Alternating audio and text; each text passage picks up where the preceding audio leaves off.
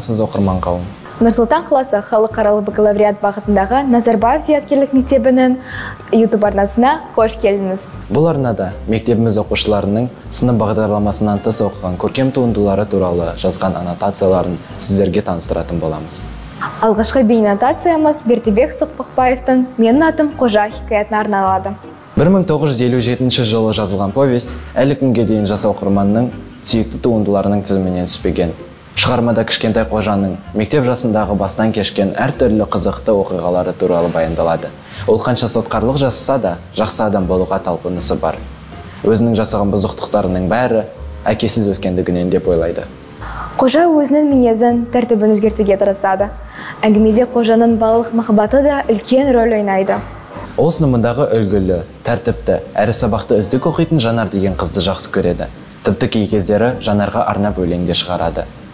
Жанарды әрқашан көргісі келіп тұрады. Қожа жазушы болуды армандайды.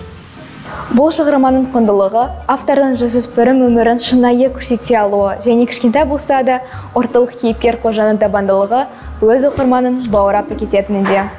Туындының аудиториясы негізінен жасөспірімдер десек те, бала табиғатын түсінгісі келген, немесе балалық шағын еске түсіргісі келген кез келген оқырман үшін қызықты екені сөзсіз.